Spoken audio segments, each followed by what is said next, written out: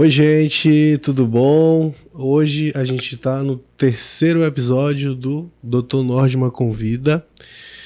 E hoje, convidado especial, Dr. Diego Aguiar. Obrigado, Diego, por aceitar o convite. Foi difícil trazer esse homem para Satisfação cá. minha.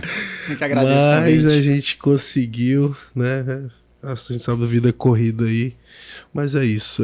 Tenho certeza que esse podcast de hoje vai ser bem legal, porque tem muito assunto interessante. E a gente vai falar de infectologia pediátrica. Antes da gente entrar realmente nos temas, vamos falar um pouquinho, explicar para o pessoal o que é infectologia pediátrica. O que a infectologia pediátrica trata? Qual a diferença da infectologia pediátrica para a infectologia do adulto, assim? E a formação, assim, quando eu vim fazer esse podcast, teve uns acadêmicos que se interessaram, nem sabiam que tinha, assim, a infectologia pediátrica, né? O que precisa fazer para ser infectologista pediátrico? Se é infecto, se é pediatria, qual o caminho? Explica aí pro pessoal. Então, boa noite. A infectologia pediátrica ela é um ramo da medicina, né, que ela é responsável pela prevenção, pelo diagnóstico e pelo tratamento das doenças infectoparasitárias, desde doenças ocasionadas por vírus, bactérias, fungos e até protozoários. Para ser infectologista pediátrico, posso tomar por experiência, né? Eu primeiro fiz a residência de pediatria e posteriormente eu fiz a subespecialidade em infectologia pediátrica. Nós lidamos, né, dentre um universo de doenças, né, causado por esses agentes. O que basicamente difere o infectologista pediátrico do infectologista de adulto é porque o infectologista pediátrico ele vai estar focado mais naquelas doenças que são mais comuns na população pediátrica. Então é isso. Então eu acho que como a infectologia pediátrica pega mais, claro, é a pediatria, então é melhor fazer esse caminho que tu fez, né? Pediatria Sim, e depois infecto, que já tem aquela familiaridade com a população pediátrica. Sim.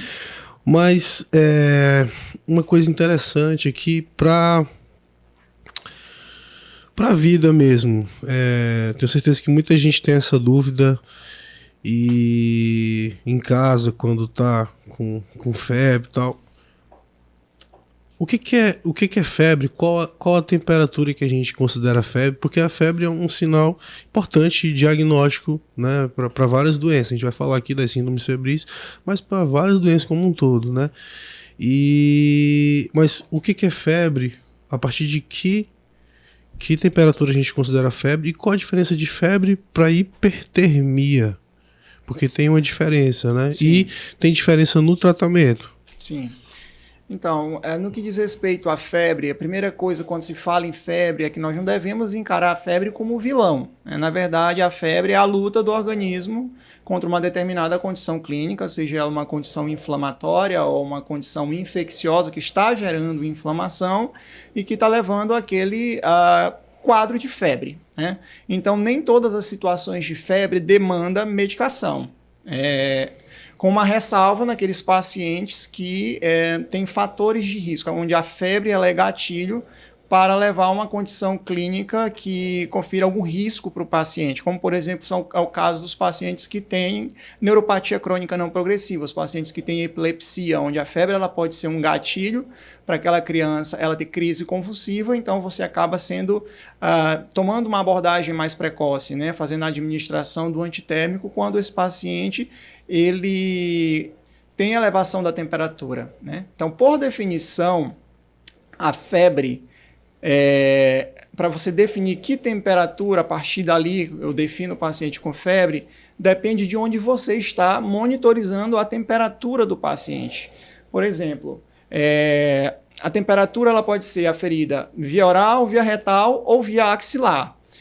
Comumente, na prática, nós utilizamos o termômetro para aferição por via axilar. Então, define-se febre com a temperatura entre 37,2 e 37,3 graus Celsius. 37,2 a 37,3 graus Celsius. Você já define esse paciente como um paciente com febre. E a hipertermia? A hipertermia, diferente da febre, a febre é o corpo A febre tem uma alteração, a febre tem uma alteração no termostato, exatamente. ali, né? Então, hipotálamo. o organismo, ele, de certa forma, busca mecanismos para o controle daquela alteração de temperatura. A hipertermia, não. O indivíduo, em condições normais, né, com temperatura normal, ele é exposto a um fator exógeno, né? Ou até mesmo endógeno. Se a gente pensar, por exemplo, como causa um tumor hipotalâmico que atua no centro regulador da temperatura, ele pode levar a um estado de hipertermia. Aí você pode ter atividade física. Sim, atividade física medicação. É uma outra condição. Sim, uso de termogênicos, pacientes que fazem atividade física vigorosa, pacientes que normalmente eles residem em regiões onde as temperaturas são mais amenas e de forma abrupta surge uma onda de calor naquele local. Aí, então ele pode ter uma elevação da temperatura e aquilo não caracteriza a febre. Aí interessante diferenciar febre de hipertermia porque o tratamento é diferente. Por exemplo, você falou das medicações para febre, essas medicações não fazem efeito para hipertermia. Exatamente. O tratamento é diferente, é resfriar Sim. esse corpo, né? Beleza. Então, entrar agora realmente nas doenças, nas síndromes febris, nas doenças febris transmitidas pelo mosquito ou arbovirose. Dengue, que é a doença mais importante no planeta, a arbovirose mais importante do planeta.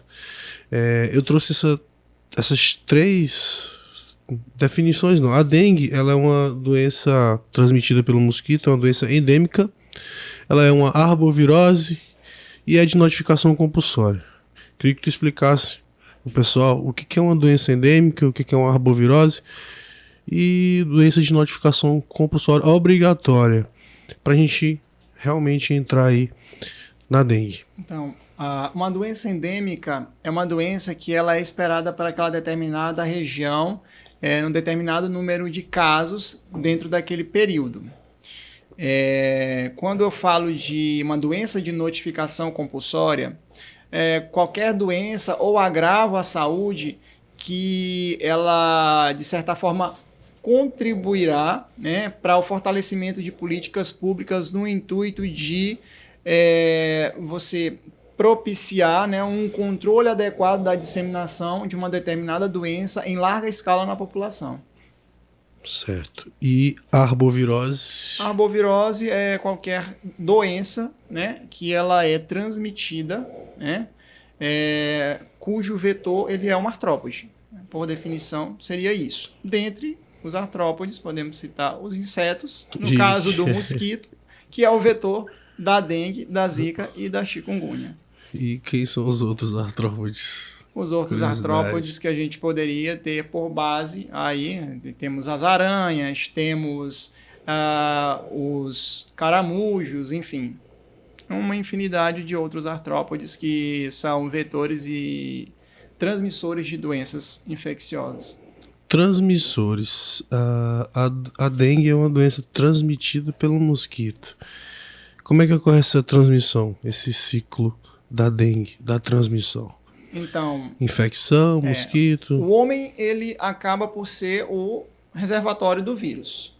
O vetor é o mosquito. O mosquito ele faz o repasto, a fêmea, né, do Aedes aegypti ou albopictus, ela faz o repasto sanguíneo, né, no indivíduo que está doente e ele faz a transmissão através de um repasto sanguíneo futuro num indivíduo saudável.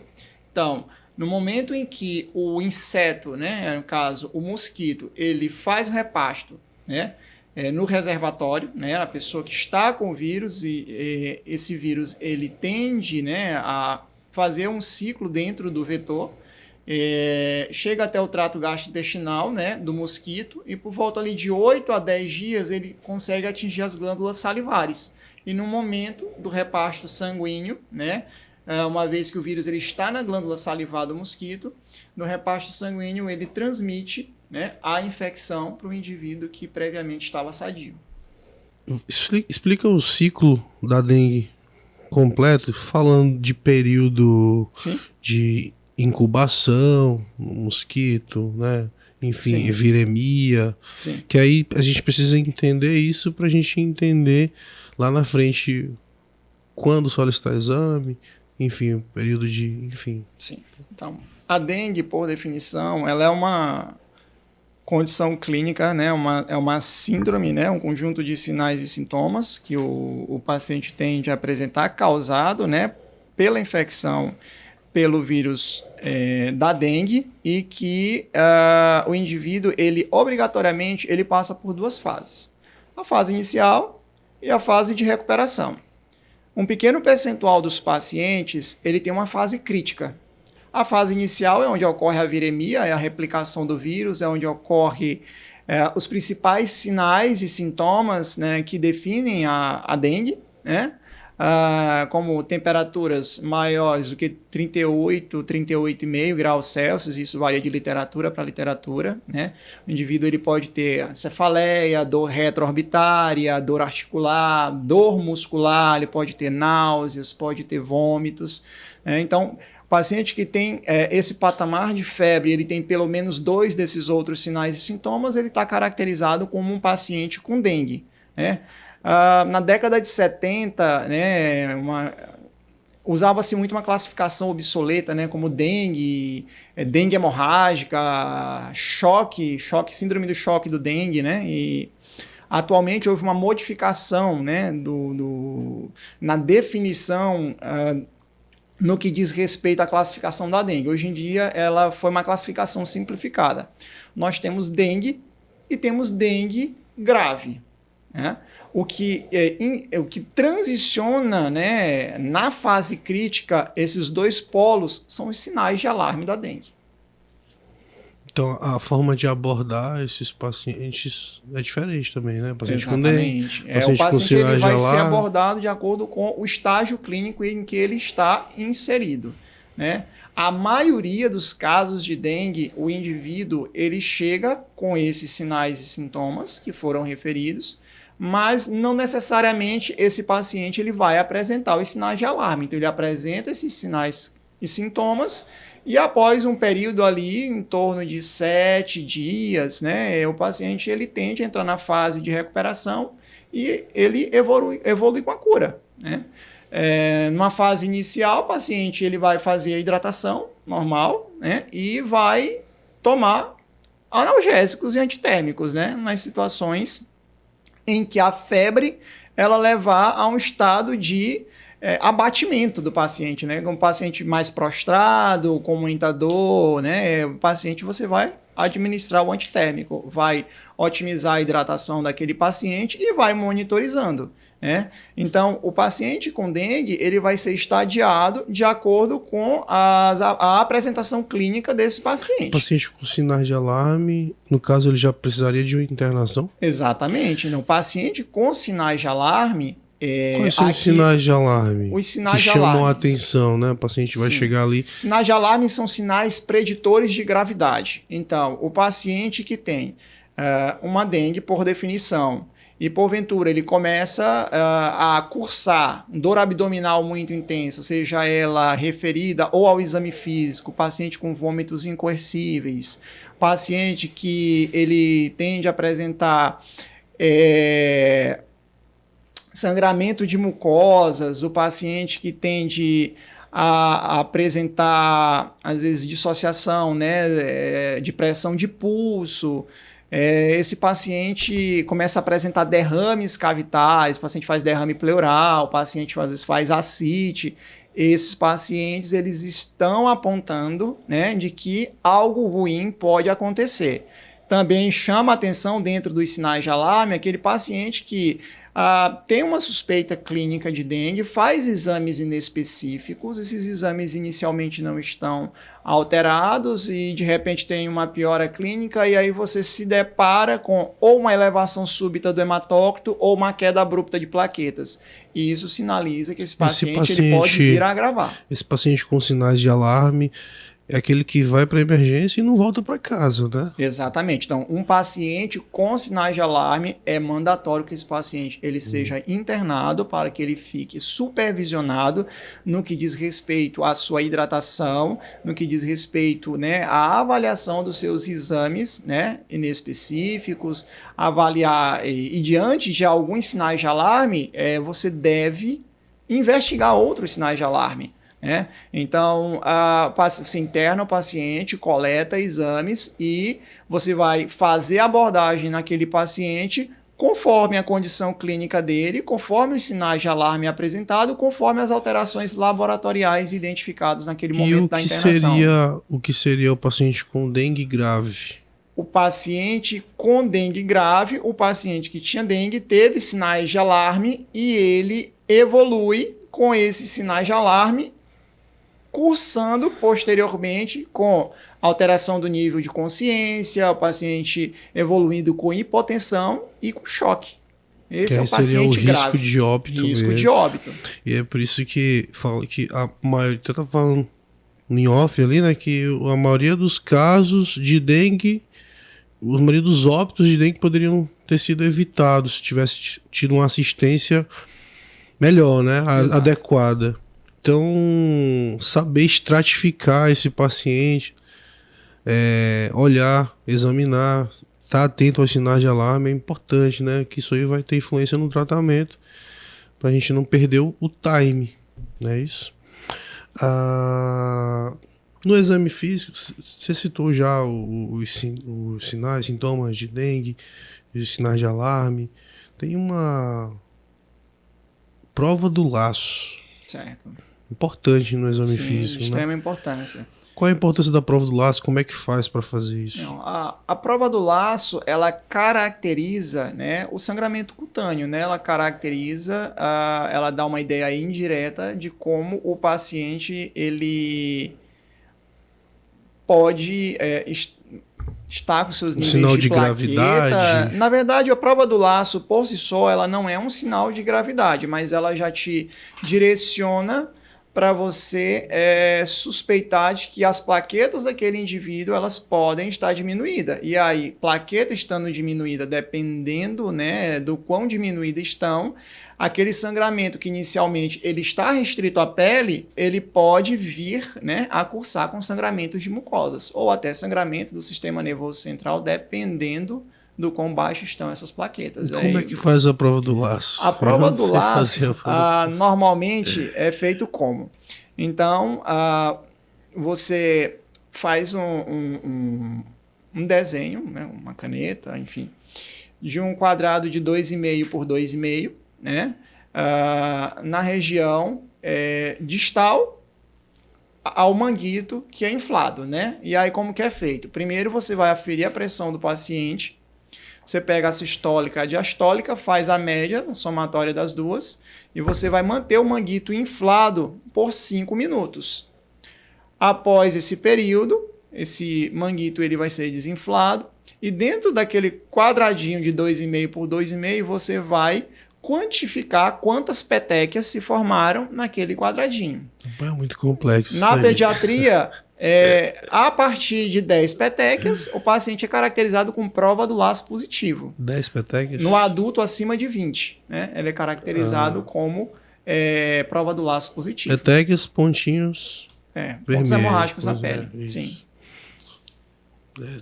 Agora isso aqui é interessante. A gente está falando de síndromes febris, de febre, estamos falando muito de febre aqui, a importância da febre nessas doenças, porque é síndrome febril justamente por isso, né? Porque a febre ela está prolongada e tem uma febre que precisa ser, às vezes é o único sintoma nessa doença inicial ali. Mas a febre é obrigatória? Na dengue, por incrível que pareça, a febre ela não é obrigatória. Tem alguns pacientes que têm dengue e tem dengue de forma assintomática. Não é o comum, mas acontece. Sim. Pois é, então a febre não é obrigatória para fazer o diagnóstico. Não é, na verdade, assim, para você suspeitar do diagnóstico, eu posso dizer assim que o indivíduo que tem febre e tem todos aqueles sinais e sintomas, isso me direciona a investigar que aquele indivíduo teve dengue. Mas se, por exemplo, a gente pegar numa área endêmica para dengue e fizer um inquérito sorológico entre várias pessoas que estão ali, tem pessoas que nunca sentiram nada, mas têm anticorpos mostrando exposição prévia para dengue. Já aproveitou que está falando de prova do laço, né? De sangramento, permeabilidade vascular. Por que a S-AINE é contraindicado na dengue? Então, explica aí, pessoal. Pela própria classe farmacológica do AS, o AS, o ácido acetilsalicílico, né, assim como outros anti-inflamatórios, eles atuam como antiagregantes plaquetários. Então, se eu caracterizo a dengue como uma doença que ela pode cursar com plaquetopenia por um fenômeno imunológico induzido pela própria infecção, dar um medicamento que vai suprimir ainda mais essas plaquetas, literalmente é o golpe de misericórdia que o paciente ele não precisaria naquele momento. Então, isso vai deprimir ainda mais o número de plaqueta deles e aumentar o risco de sangramento. Sim, chamando a atenção porque a gente vê direto na TV, mas sempre lembrar disso, né? O que é um caso suspeito e um caso confirmado de dengue? O caso suspeito... Isso é importante até para notificação, né? Caso suspeito... Essa notificação que a gente está falando que é obrigatória, o caso suspeito, você tem até uma semana para notificar. Exato. E o caso confirmado... Confirmado é quando você tem a confirmação laboratorial. Mas isso aí tem que notificar já de Tem que notificar imediato, na suspeita. Né? A suspeita já é mandatório, você notificar. E aí, uma vez que ele faz o exame, né, e o exame excluiu a possibilidade, então ele já sai daquele grupo, né, de casos suspeitos e ele vai para o grupo dos casos excluídos, né, que aí seriam outros diagnósticos diferenciais. Mas só o fato de já ser suspeito, ele já deve ser notificado. O que é um caso suspeito de dengue? O caso suspeito vai ser o quê? Vai ser o indivíduo que tem sinais e sintomas que definem dengue, mas que eu ainda não consegui confirmar com exames. O caso confirmado é aquele que literalmente... Então, para ser confirmado, tem que estar confirmado com exame laboratorial. Exatamente. Certo. E como que se dá essa confirmação? Então, hoje em dia nós temos algumas ferramentas, né, para confirmar esse diagnóstico de dengue. Então, numa fase inicial, até os primeiros 5 dias de sintomas, nós usamos... com muita frequência, né, a pesquisa do antígeno NS1, que é um antígeno da dengue. Né? Existem divergências na literatura com relação à questão da sensibilidade e especificidade. Tem estudos que pontuam que ele tem uma sensibilidade que gira em torno de 95% a 98%. Mas já tem literatura que diz que não ultrapassa 70%. Então, isso é muito controverso, mas é uma ferramenta útil que a gente tem disponível e que, idealmente, ela deve ser solicitada nos primeiros 3 dias de sintomas. Os primeiros 3 dias? Os primeiros 3 dias. Mas pode ser solicitado até o 5º dia. Por quê? Porque, normalmente, os métodos sorológicos, e aí... é uma coisa que a gente vê muito na prática clínica ainda, infelizmente, são solicitações de exames sorológicos antes do 5º dia de sintoma. Normalmente, a sorologia ela não vai dar reagente num paciente suspeito se ela é solicitada num tempo inoportuno. Aquilo que a gente estava falando no início lá do período de viremia, tem influência nisso aí, né? Exatamente. Porque a viremia... Porque a parte da viremia é a parte onde está tendo aquela replicação viral. Né? Que é justamente nesses primeiros... Nesses primeiros dias. Exatamente. Então, é o período onde está tendo a viremia. Né? Então, você vai pesquisar uma partícula do vírus. Né? Então, é onde é mais... digamos assim, onde a sensibilidade do teste ela é melhor de ser realizada porque você tem a replicação viral, né? Então você tem multiplicação do vírus, você vai conseguir diagnosticar com maior facilidade a partícula do vírus naquele momento. Já quando o indivíduo ele tende a entrar na defervescência da febre, como acontece na maioria das vezes, né? Onde a viremia ela tende a diminuir ali em torno ali do 5º até o 7º dia. Então, ali a gente já pode lançar mão de métodos sorológicos, onde a gente vai avaliar se o paciente ele teve dengue, onde eu posso confirmar isso com o IgM reagente, né, que é um anticorpo de fase aguda. Então, solicita ali em torno do 5º para o 6º dia, idealmente no 6º dia. Né? A sensibilidade da sorologia ela é maior nesse período, né, de evolução, né? No 6º dia do início dos sintomas. Então, o paciente ele já tende a ter IgM reagente para dengue nesse período. Um problema também que a gente lida, né, no que diz respeito a por isso que é importante saber o time aí, né, de solicitar. Exatamente. Quando solicitar sorologia, não solicitar assim aleatoriamente. Exatamente.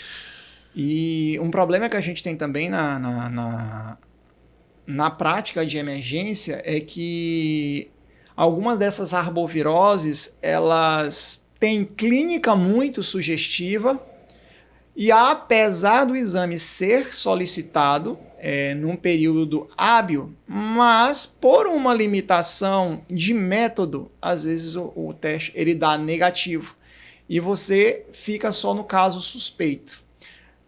Hoje a gente já tem outros métodos diagnósticos, né, através de avaliação do RNA do vírus, que é o RT-PCR, que você pode fazer, né, para o vírus tanto da dengue, como da zika, como da chikungunya. Mas esse também só na fase de viremia.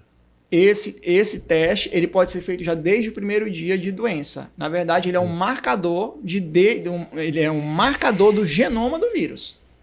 Então, é engenharia molecular. Eu vou fazer a pesquisa. É um PCR em tempo real. Ele vai mostrar o material genético do vírus. Então, ele já pode ser solicitado ali desde os primeiros sintomas. E hoje em dia, a gente já tem esses métodos até em combo, né? Um teste onde ele já avalia tanto dengue, como zika, como chikungunya e como o vírus do Nilo Ocidental. Uhum. Legal, eu não sabia. Interessante. Acho que a gente falou bem de dengue. Só para finalizar, também a gente não vai entrar muito aqui de tratamento, porque eu acho que o importante do tratamento é justamente o estadiamento, né? Estratificar esse paciente, que a gente já até falou lá da dengue, sinais de alarme, mas tem uma estratificação, né? A, B, Sim. C. Pode citar aí pra gente e só explicar um pouquinho da diferença de tratamento. Esse aqui seria um pouco mais paliativo, domiciliar, outra internação, enfim. Os pacientes que normalmente têm dengue, por definição, sem sinal de alarme e que não são de grupos de risco, esses pacientes, e com prova do laço negativo, ele normalmente ele é classificado como paciente estratificado como grupo A. Esses pacientes normalmente são tratados em ambiente domiciliar com hidratação oral, né? Nós orientamos o reforço da hidratação oral e o uso de sintomáticos, né? Com a ressalva de não usar os anti-inflamatórios, né? Aí o AS e os outros anti-inflamatórios não esteroidais, né? A classificação B é o paciente que tem dengue, mas que tem prova do laço positivo, ou ele tem algumas outras comorbidades, como é o caso, por exemplo, de pacientes idosos, pacientes com doença renal crônica, gestantes. Então, esses pacientes, idealmente, eles devem receber uma hidratação supervisionada ali na unidade básica de saúde ou na unidade hospitalar, que tem acesso.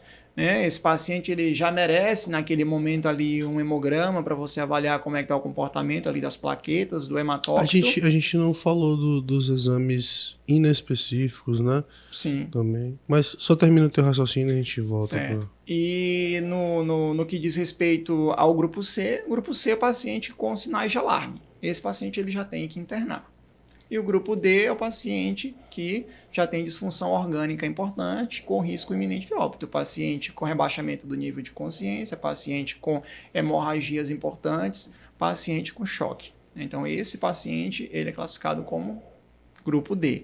O grupo C, esse paciente ele já é internado, ele é avaliado com uma bateria de exames, ele faz raio-x de tórax, ele faz ultrassonografia de abdômen, ele faz ecocardiograma para poder avaliar a função cardíaca, esse paciente faz hemograma, faz provas de função hepática, de função renal, né?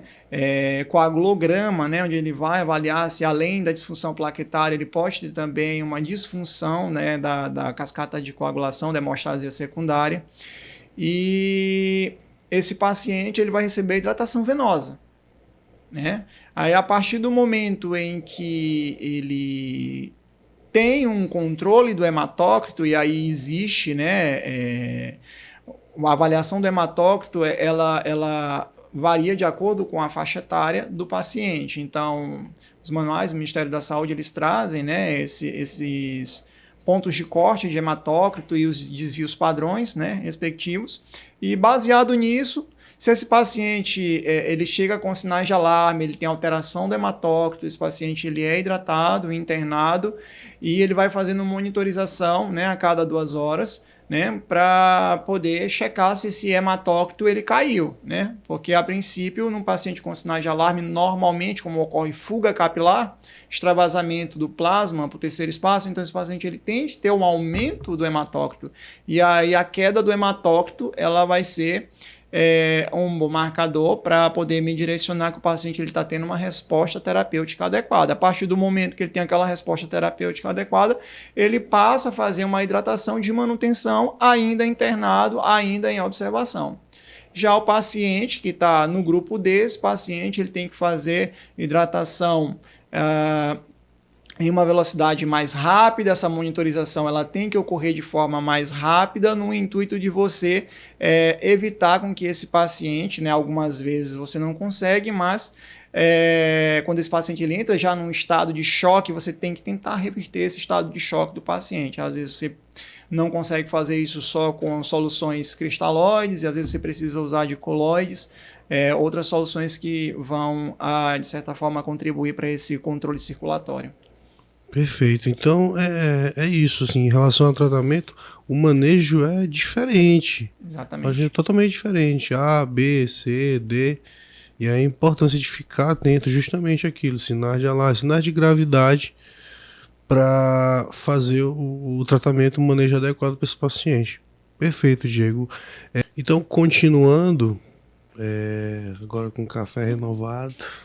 Continuando, agora vamos para mais uma arbovirose, chikungunya, mais uma arbovirose. Explica como é que ocorre a transmissão, qual é o vírus, a transmissão, todo esse ciclo, para a gente entrar nos sintomas e discutir mais sobre a chikungunya.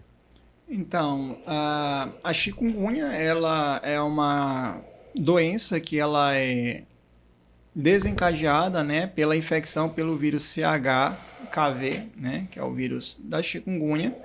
Era um vírus que ele era restrito à região da África, mas com relação à questão das viagens, né, o contato, isso acabou por se disseminar, né?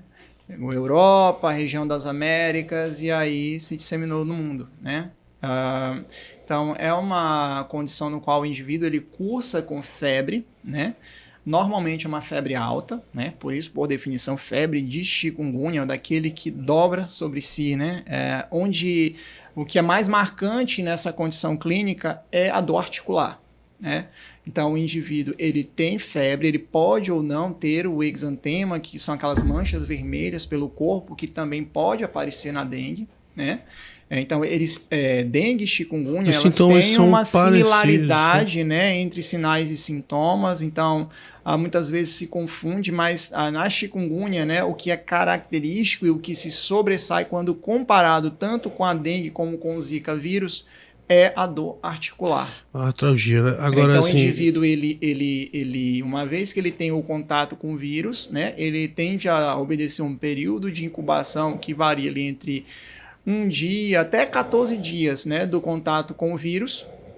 E aí o indivíduo inicia, né, os sinais e sintomas que caracterizam, né, a febre da chikungunya. O indivíduo ele pode ter uma conjuntivite, ele normalmente tem a dor articular, que ela é bem importante. Comparado, né, com a dengue, os sintomas, tirando a artralgia, eles são mais brandos que o da dengue? A febre, normalmente, ela se equipara com a febre na dengue, uma febre ali alta, né?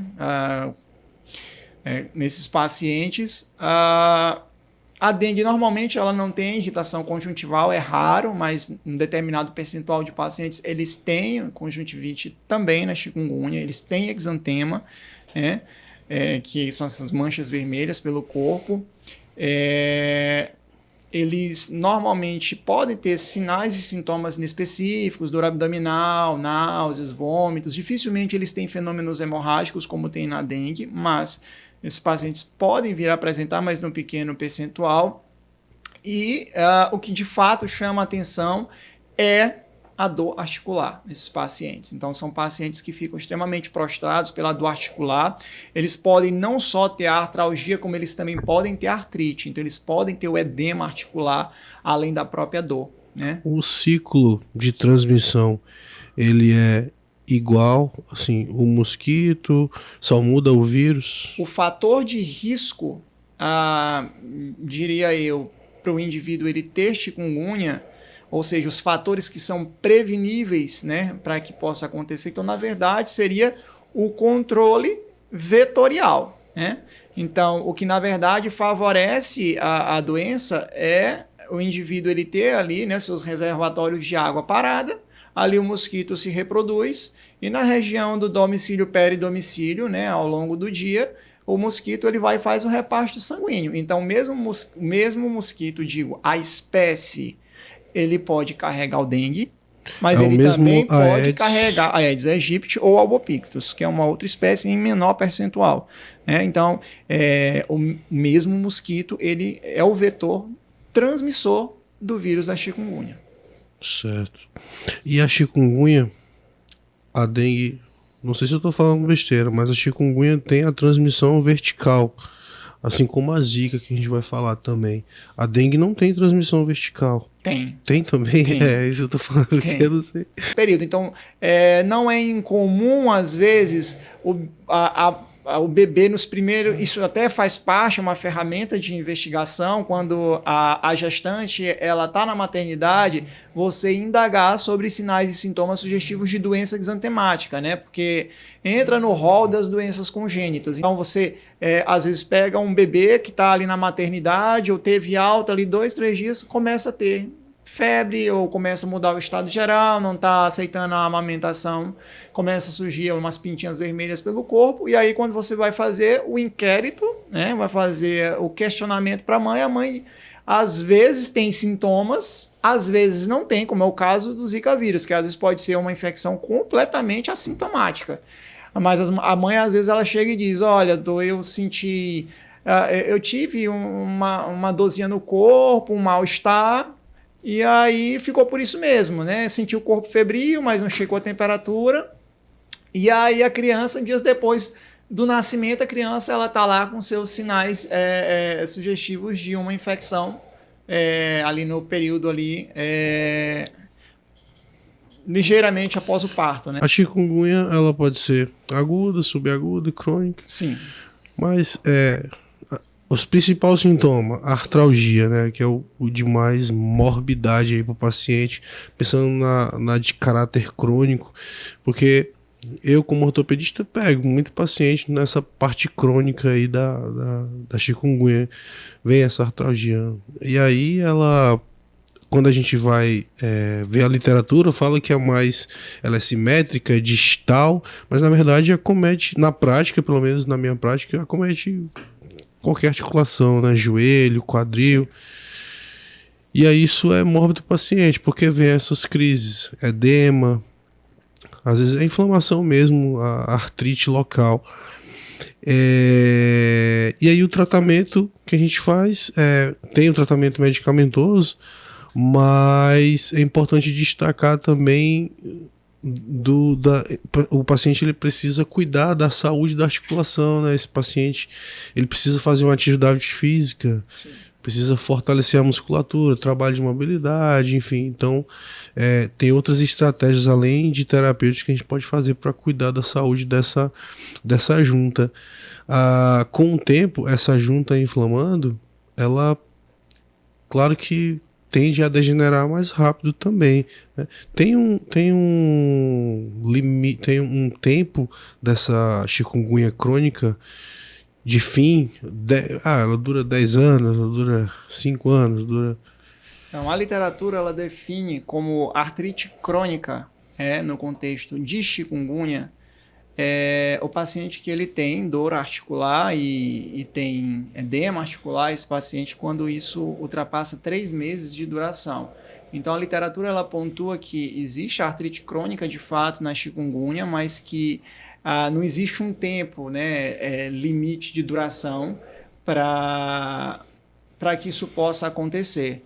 Então, pensando na saúde articular, pensando no bem-estar do paciente, isso também, né, até diz respeito à questão da abordagem terapêutica desses pacientes, não só na parte do fortalecimento articular, mas também como as opções terapêuticas, medicamentosas para você intervir, né, nesse processo de inflamação articular.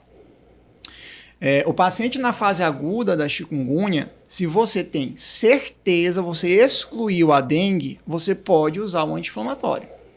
Mas, como num grande percentual dos casos, você tem aquela similaridade. A chikungunya, para confirmar, precisa também do laboratório. Exatamente. Né? Aí é no mesmo sentido, sorologia. Exatamente.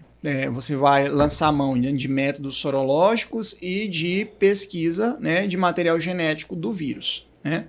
Uma vez que você exclui o dengue, está numa fase aguda e confirmou através, né, de pesquisa de material genético do vírus e confirmou que é chikungunya, então ali você pode lançar a mão do anti-inflamatório na fase aguda. Um anti-inflamatório não hormonal. Agora tu falou uma coisa interessante, você exclui o dengue. Como é que você exclui o dengue? Através do laboratório? Porque às vezes, mas aí tu falaste lá também que o laboratório às vezes ele pode dar negativo e... Isso quando eu falo mão acerca da questão de métodos sorológicos e métodos de isolamento viral do antígeno, né, do vírus. Tô falando isso tudo porque dá receio, né, de entrar com a medicação. Sim, é por isso que na maioria dos casos, né, opta-se por fazer o analgésico comum, o acetaminofén, o paracetamol. E pensando em artralgia, corticoide também, né? Sim, então por isso que numa fase aguda, né, na maioria dos casos, prioriza-se fazer o bom e velho paracetamol, né? Resguarda-se mais, né, o anti-inflamatório, onde você tem uma janela de segurança maior quando aquele paciente ele persiste com sintomas ali que vão além de 7 a 10 dias. Porque aí você já passa a estar numa linha de evolução subaguda, onde aquilo já te direciona para um raciocínio de exclusão diagnóstico da dengue. Porque a dengue, normalmente, ela tem um período de evolução até no máximo 10 dias. Né? A literatura fala ali entre 7 e 10 dias. É o tempo máximo ali onde a dengue ela pode ter a sua manifestação clínica. Né? Quando ultrapassa isso, você já passa a pensar em outras possibilidades diagnósticas. Então, se chikungunya é uma possibilidade, você confirma aquilo ali através de métodos diagnósticos, naquela fase você pode lançar a mão do anti-inflamatório. Né? Agora, no caso das artrites crônicas, o que acontece? O que acontece é que durante esse período de evolução de artralgia e artrite, o paciente, às vezes, ele fica oscilando. Ele tem períodos de recaídas e de melhora. Né? E quando esse período de recaída e melhora, então essa artrite ela se cronifica.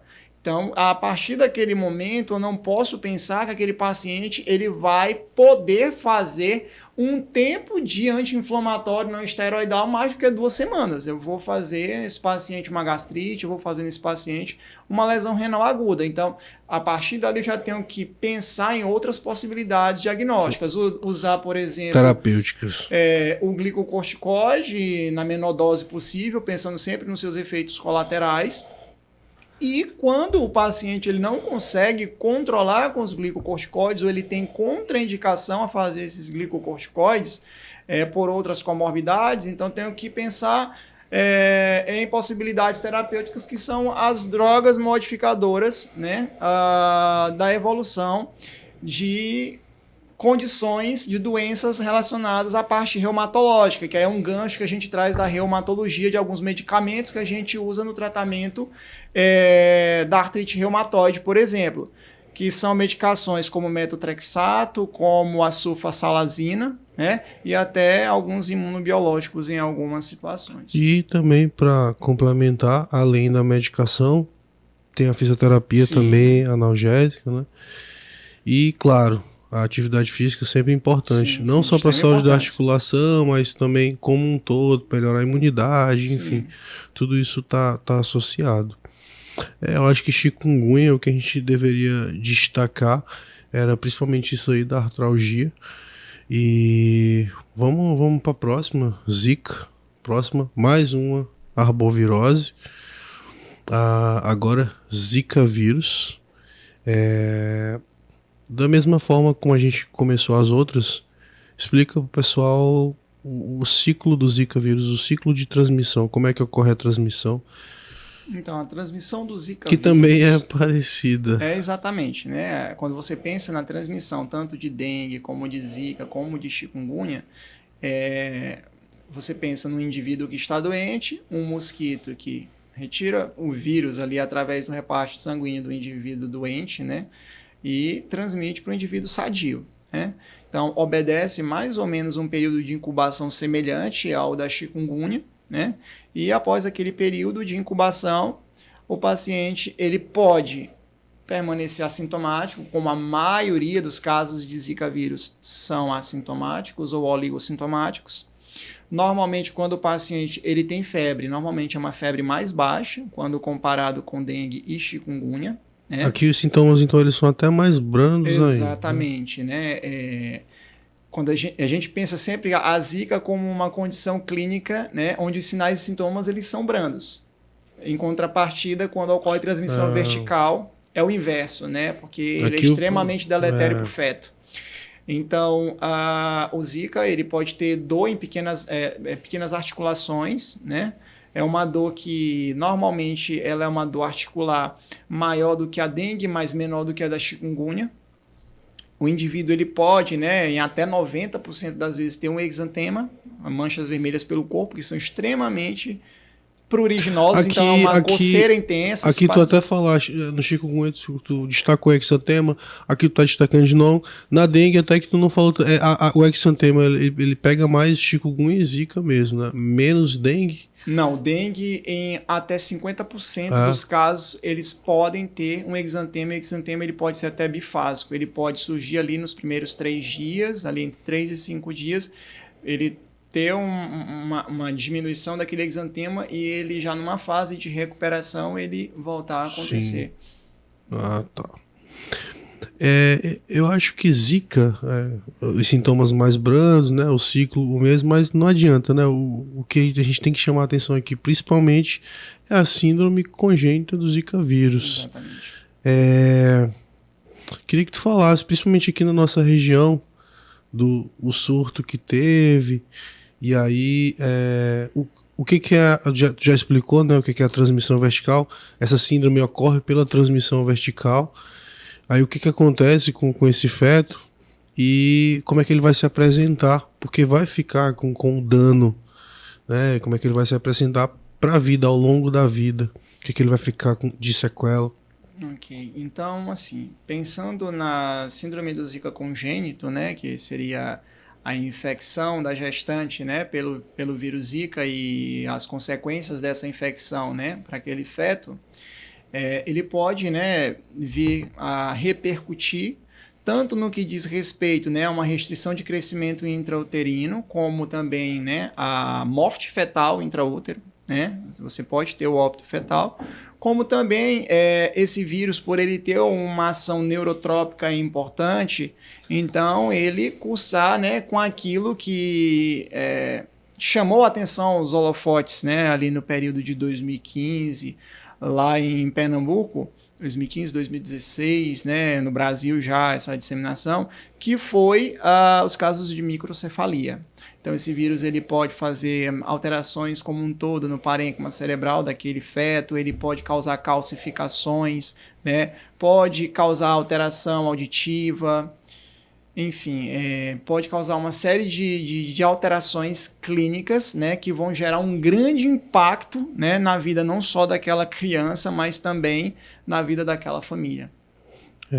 Só para quem não sabe, microcefalia é o retardo no desenvolvimento do crânio, né? Exatamente. E aí, claro, do cérebro também. E esse paciente ele vai ter o dano cerebral, e aí vai ter Pode se apresentar com espasticidade, Epilepsia de contraturas, difícil controle. epilepsia, né? Deformidades esqueléticas, Exato. enfim. Então, esse paciente ele vai precisar de um acompanhamento multidisciplinar, Exatamente. porque também vai ter transtornos visuais, enfim. Claro, então é um acometimento grave, né? Um acometimento sistêmico, como tu falaste, né? Não só o paciente, mas aí é um acompanhamento familiar também que se precisa. Mas o que pode ser feito para prevenir isso? Então, no que tange, né, as doenças que nós falamos neste momento, é que se eu penso que o vetor, né, é quem transmite a infecção, então a gente tem que fortalecer políticas públicas no intuito, né, de tentar ter o controle vetorial. Ter o controle vetorial como? Educando a população acerca de não deixar o meio propício para a reprodução do mosquito, que é o quê? A água parada, né? Então, é aquilo que vemos diariamente passando na televisão, né? Porque como é algo que é nossa rotina, né? Vivenciar anualmente casos e mais casos dessas arboviroses, então não deixar água parada em pneu, garrafa, vasos de plantas, enfim. Usar inseticida. O inseticida, né, que são os famosos fumacês, né, nós tivemos um problema, né, há pouco tempo atrás, né, com relação à questão da distribuição, então teve uma redução na circulação dos carros, né, que liberam esses inseticidas por conta de um problema mesmo de distribuição, né, do fornecedor, mas isso já foi controlado, então está tendo circulação dos fumacês novamente, né? Usar também Isso, e os métodos de barreira, né? Ó, se o mosquito ele circula ali em domicílio, peridomicílio, usar métodos de barreira no momento em que você está naquela região, né? De certa forma, evitar com que ocorra o repasto e ocorra a transmissão da infecção. Isso daí não só para o Zika, né? Isso aí que tu tá falando é para todos. Tanto para dengue, Zika como chikungunya. É isso aí. Para finalizar... E eu queria pontuar também, né? Uma coisa que é importante, já que nós falamos de arbovirose, a vacina. Com certeza, a fica à vontade. A vacina para dengue, né? Então... eu até vi a respeito, na verdade... Já existe a vacina? A vacina, na verdade, já existia uma vacina para dengue, né? A dengue váxia, que ela é uma vacina que ela é feita a partir do vírus que causa febre amarela, manipulado em engenharia genética, de certa forma, a conferir uma proteção para dengue, né? Essa vacina, ela tinha uma ressalva, né? Essa vacina, ela não poderia ser administrada em indivíduos soronegativos para dengue. Em que sentido? Observou-se nos estudos que uma vez que essa vacina ela era administrada em indivíduos que ainda não tinham tido a dengue, esses pacientes eles evoluíam. Quando tinham infecção por dengue, eles evoluíam com forma grave. Aumentava o risco de evoluir. Não é que todos os pacientes evoluiriam para forma grave, mas a vacina, ela, no indivíduo que não tinha tido dengue ainda, ele teria um risco potencial de evoluir com forma grave da dengue. Sim. Certo? E essa vacina ela era liberada a partir de 9 anos de idade. Ali a recomendação entre 9 e 45 anos de idade, se não me falha a memória. Já atualmente foi autorizado pela Anvisa, né, uma segunda vacina, que é uma vacina que ela está sendo fabricada pelo laboratório Takeda, que é um laboratório japonês, né? É uma vacina que ela pegou o vírus do sorogrupo dengue 2, né, o DEN2, né, e que normalmente é o sorogrupo que está mais condicionado, né, à evolução para formas graves, e manipulou esse vírus, né, de certa forma, a fazer com que ele ficasse atenuado. E esta vacina em si, hoje, ela não tem essa ressalva da vacina anterior. Ela pode ser administrada tanto em indivíduos que nunca tiveram dengue. Mas essa vacina ela já está em atividade? Essa vacina ela já está no mercado, mas há discussões acerca, né, de como isso futuramente será inserido no Programa Nacional de Imunização. Então, nos laboratórios particulares, isso está chegando nos laboratórios particulares e isso vai estar prontamente disponível em larga escala, né, em pouco tempo. Mas, no que diz respeito ao Programa Nacional de Imunização, existe muita coisa ainda se discutindo acerca disso, né, no intuito de trazer isso para o nosso Programa Nacional de Imunização, para o nosso calendário vacinal, que é uma vacina que, de certa forma, ela traz percentuais, né, de proteção a curto e a longo prazo, mais, digamos assim, conferindo uma proteção maior quando comparado com a outra vacina e ainda tendo a vantagem de poder ser administrada, ser uma vacina segura e ser administrada em quem nunca teve dengue. Sim. Bem legal você terminar falando de vacina, porque mostrando essa evolução, na verdade, né? Com certeza isso vai melhorar muito os índices, diminuir, na verdade, né? A vacina só faz bem. Sim. Com certeza.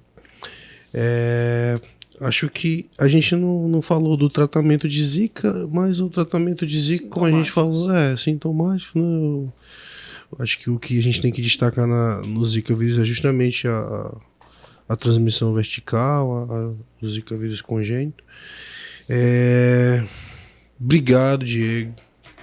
A gente falou muito aqui, muita coisa. Quando tu me mandaste os temas, eu fiquei preocupado, porque eu disse, não vai dar, não tem condições, é muita coisa. Esses três deu pra gente falar Febre de bem. origem oculta um tema que dá pra você discutir em 6 meses. Isso daí vai ficar no parte 2. Osteomielite, e tem as respiratórias ainda. Vai ficar parte 2, parte 3. Na infectologia pediátrica. Doutor Diego, tá aqui, ó. Diego Aguiar. Botar na câmera ali. Obrigado, Diego. Eu agradeço o convite. Qualquer coisa, estamos à disposição. Já fica o convite pro próximo. Perfeito. Infecto Ped parte 2, parte 3. E é isso, a gente finaliza hoje mais um episódio do Dr. Nordman Convida. Terceiro episódio. E espero que vocês tenham gostado. Curte, compartilha, comenta, se inscreve no canal. E é isso. Obrigado. Agradeço a oportunidade e o convite de estar aqui trazendo essa discussão sobre esses temas importantes de saúde pública. Isso aí.